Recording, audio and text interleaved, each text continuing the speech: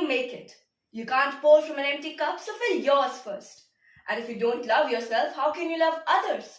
The catchy confidence videos that flood our feeds.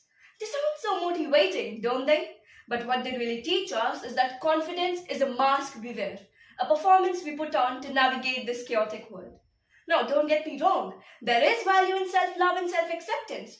But when we reduce confidence to a series of sound bites, we create a cult that idealizes self-centeredness over genuine connection and true feelings.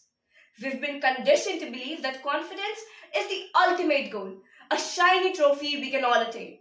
But let's pause and ask ourselves, at what cost?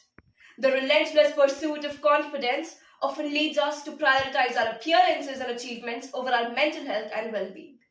In this quest, many of us feel compelled to put on a brave face, pretending that we have it all together. We scroll through social media where everyone seems to be living their best life, and suddenly, our own struggles feel insignificant. We begin to think, if I can just act confident, I'll be happy. But that is not the reality. The thing is, this cult of confidence is everywhere. It's woven into our conversations, our media, and even the advice we receive from adults. Because it is so ubiquitous, no one really questions it. We accept these mantras without scrutiny as if they're gospel. But have you ever stopped to consider, what does it mean to fake it? When did we decide that pretending to be something we're not is a healthier alternative to acknowledging our true feelings? This mindset discourages authenticity, trapping us in a cycle where we feel we must conform to an idol rather than embracing our true individuality. And you know what? I spoke to a student of my school once, and they describe it as something that is not tangible. When we asked them, where did you get this perception and expectation that you should be confident? They say it's everywhere. It's become so unquestioned that it's being internalized into the most intimate sphere, whereby teenagers often very, very painfully judge themselves according to this unattainable expectation. But here's the truth. Self-centeredness is not self-care. When we chase confidence as if it's a magic cure, we become absorbed in ourselves. Genuine connection and self-care, on the other hand, is about nurturing our well-being and recognizing our emotional needs. It's about understanding that it's okay to be vulnerable and to seek help when we are struggling. I mean, think about it.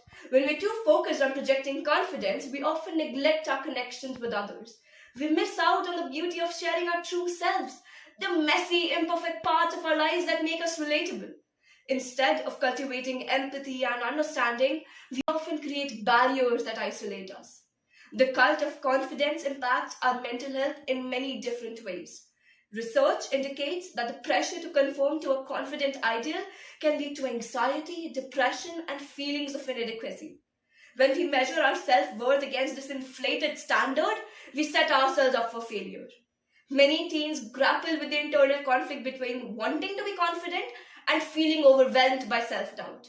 This disconnect can create a vicious cycle where the more we try to fake it, the more isolated and anxious we become. It's a performance that leaves us exhausted, both mentally and emotionally. So what if we shifted our focus? Instead of striving for an unattainable ideal of confidence, let's embrace authenticity. Let's redefine what it means to be confident, not as a mask we wear, but as a genuine expression of who we are with our flaws and all. This means encouraging open conversations about our struggles. It means recognizing that vulnerability is not a sign of weakness, but that of a strength. When we share our true selves with others, we foster connections that are rooted in empathy and understanding. And thus, I invite you to challenge the narratives we've been fed about confidence.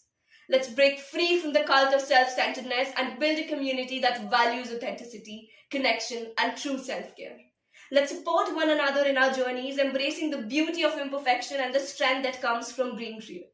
Together, we can create a space where everyone feels empowered to share their story, where mental health is prioritized, and where confidence is not an illusion, but a reflection of our true selves. Because as they say, true confidence comes from knowing and accepting yourself.